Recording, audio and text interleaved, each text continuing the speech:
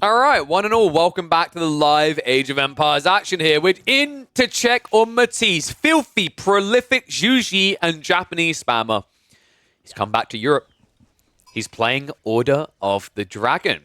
Now, Matisse, let me check his profile because I'm kind of curious on this one. If I was to look at Matisse right now, is it only OOTD? It's not. Wow, that's surprising. So, for those who don't know, Matisse was the most prolific Juji spammer when the game first came out. He pretty much solved the entire Civ on his own. And then he moved over to try and solve the Japanese afterwards. I wondered if he was going to keep doing this one by one, but apparently we were back to just play any Civ you feel like, Order of the Dragon, Ottomans, English, whatever, type Matisse.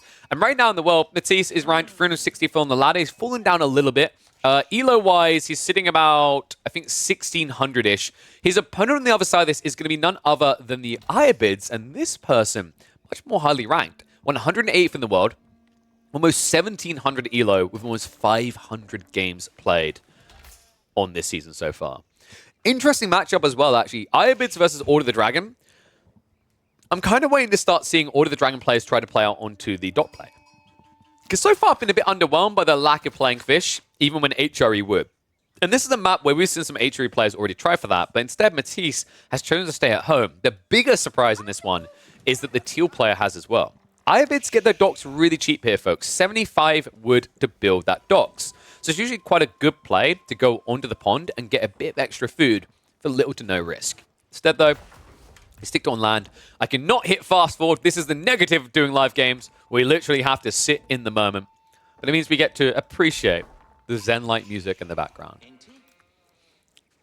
Well, I wonder, is this going to... Ooh. Ooh. Oh, this might be an Archon. There's not room there, right? But the Archon between double wood line here, buffing the gold, I think Archon makes a lot of sense here. Unless he wants to go all in and feudal. And that might be the case. Looks like it's going to be mine work after all. So the reason why I quite liked Archon is you could realistically have gone a bit more zealous here. You could have walled this little back area and set this up with a stone, gold, and wood being buffed, which would have given you options to go into TT mass, to go into fast castle, pretty much anything you want. But I think the concern right here for Matisse is he's up against the Ayyubids.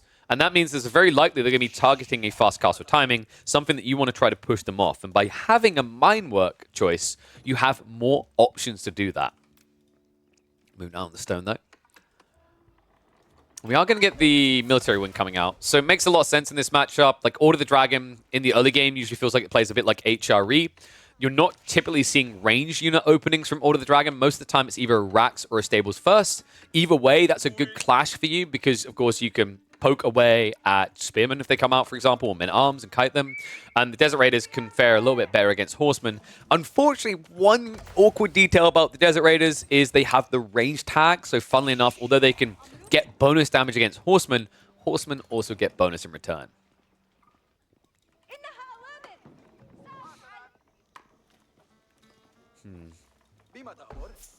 Wondering, actually.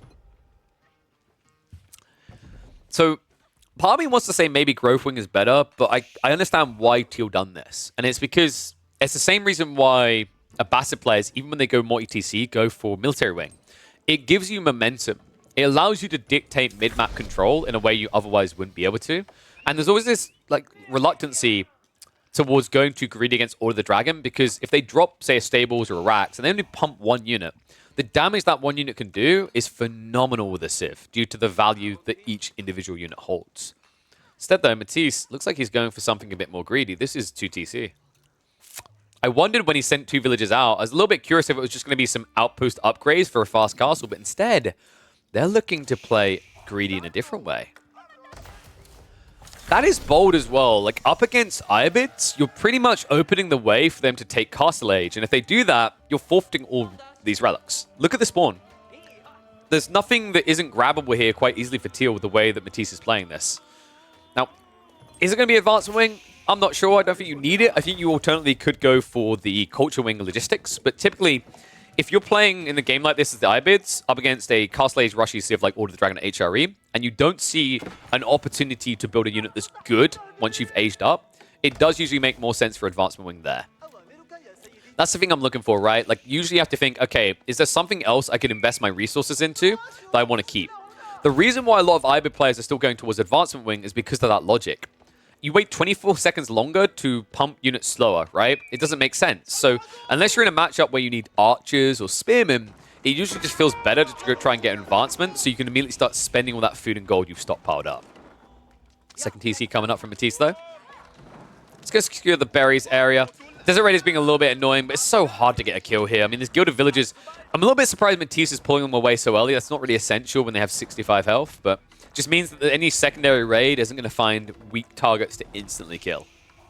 And there you go. That's more what I was looking for, right? Down to 9 HP before he peels away. TC does get Garrison. Not quick enough to get the kill, but does at least get 2 flurries of arrows out in the Desert Raid. In fact, if you're not careful... Okay, that was almost a run-through back in range of the TC. So at this point, Teal's a little bit perplexed, right? It's like, okay, you're 2 TC, but with 0 gold and mine work. That is quite an odd build. Yeah, that's something that, like, now I'm a little bit concerned for Matisse because he has no gold access. And if you go for racks here, that's not great against Desert Raiders. If you now go for an archery range play as Order of the Dragon, you're setting yourself up for getting tripped up by Camel Lancers. So this feels a little bit awkward for Matisse. He's got to go into farms as well. I mean, he has got a lot of wood to work with, but genuinely to me, gold is the thing that unlocks options, and it makes me question this Minework Palace even further now. Outside this Teal has enough for advancement, but they're saving up, so this looks like logistics. Realistically, it could be growth now that they face off against 2 TC, right? It just guarantees you don't fall behind, but I think the timing of logistics is just much more valuable. Oh my god, dude, he's going full fat farm straight away. Wait. Oh my god, it's this guy. Guys, we saw this guy before against, I think it was Kiljadi a few days ago. It's the industry wing dude. Oh, this is sick. We get to see him again. I can't remember if it's Kiljadi, but if you guys recall, there was a game we cast a few days ago. I don't know if it will make it to the YouTube side, where he went for a dock play and he got beaten on docks. And then he got completely clapped. But we said that although this seems like a meme build, this is actually the one stage in the game where it can be cool. So the whole reason why you go industry wing here is think about the wood spending. You can afford to get 3 racks plus a mosque and still have some surplus wood to work with. And that allows you to spam golems. So the whole reason why you do this build, the logic for Teal here, is to be able to afford a very aggressive, almost Burgrave-like timing and castle age. That's sick, man. I love what we're going to see it again. This game looks a lot better for it. The last time he done it, it was terrible.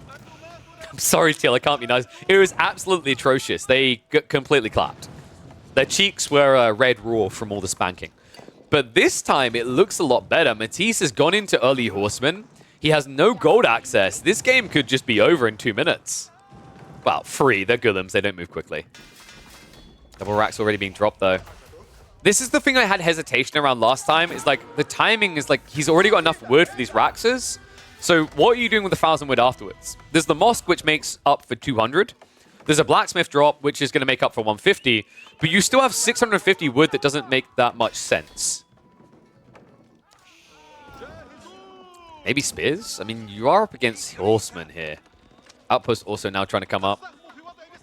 Dude, this horseman just can't fight. I mean, he's too low on HP, right? The Desert Raider just... Desert Raider? Teal? Alright, he's going to go for it. This is so annoying right now. You just want to access the Desert Raider with the charge in, but you can't get it. Looks like it's going to be pull away due to the outpost going up. But tech up, now complete. And here we go. Blacksmith drop, extra housing. There should be a third racks being added in, but it looks like Teal doesn't feel like he's got enough food yet. Come on, man. Dude, this is... At least drop the moss straight away. Like, you're floating way too much wood. I'm trying so hard to support you in this build, right? Like, I'm like that person trying to be a supportive parent. I'm like, I just want to help encourage the choices you make in life. But you always make the wrong ones. What? It's like that type of feeling right now. I mean, he needs a little bit of wood for the undermesh, right? But this is... I mean, you've got 1,000 wood. Right now, this makes no more sense than logistics. It makes literally no more sense.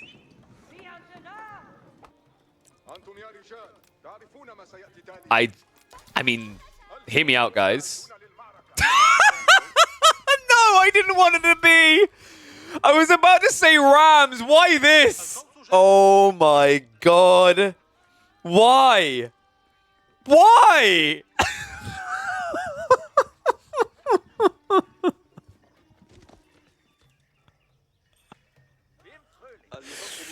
If he just built 4 rams right now. Are you kidding me? You chose to build something that takes 3 times longer. Oh my god. Kill me.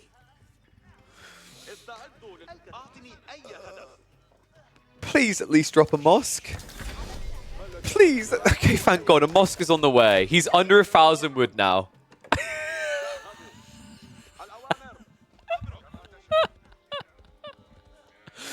Is this the one reason to go for the industry wing? Find out next week when we come back for another round of how to die. Oh my god, Tower Sultan on its way. I mean, in fairness, this thing does hit like a truck. 600 damage. So, like, here's the thing. It hits 3 times harder than a ram. But here's the stupid part. Because of the buff to the cost of rams, it's less efficient, right? You use less wood just to build rams instead. Now, of course, you do get the archer shots, but like you're up against horsemen, you're up against static defenses, you're up against castle age, which should be springolds, and you're probably going to be up against heavily armored units. So the value of this is debatable. Not to mention the fact that Siege has melee vulnerability now. So all of a sudden, what was already a really sucky siege weapon kind of sucks more. I like how I left a kinda in there, just in case if I need to backpedal and say that, oh my god, Tower of the Sultan is amazing. Here we go. Oh my god. You know how little the devs care about this unit? They care about it so little, if you try to use follow cam, look what it does with the camera. Shake, shake, shake, shake, shake, shake, shake. Shake that Buddha. And arms, they're like, no, we don't want any part of this. Movement in on the outpost, watch how hard this hits. Alright, that's a third of the HP gone. Wait, no, wait, come back! Get in there, Teal! We're doing this! There's no going back! Outpost is down! Dude, he didn't even have a chance to hit the E-repairs. Oh my god. There's no way. This should not work. Tower of the Sultan. A structure usually reserved for those who have confidence issues, who look like they need to overcompensate. But Teal, right now, the demolition crew has arrived. Choo-choo! Oh my god. E-repairs. I actually don't, like, wait, he's actually outdoing E-repairs right now. I mean, reminder, folks, this is like having, how many rams? Like having 6, right? Wow, slightly worse, right? Because the attack speed on rams is usually a bit better. Sprills are coming out, though. E-repairs is not going to save the TC in time, however. It is down. Tower of the Sultan. They're about to be assaulted. Gilded villagers rushing in. Boom! One goes down. And the second one is also going to get clapped here. Oh my god. That is 2,000 resources gone. Matisse has lost the TC, but folks, he still has a 5 eco lead as the Order of the Dragon. But he needs something to defend with. This Burgrave, it needs more men-at-arms out, and it needs it ASAP. Springwall goes down. Gurlams are in towards the eco. And I think he's done it. I can't believe it worked. Industry wing. No, I'm trying to not vomit when I... Industry wing. Industry wing. OP.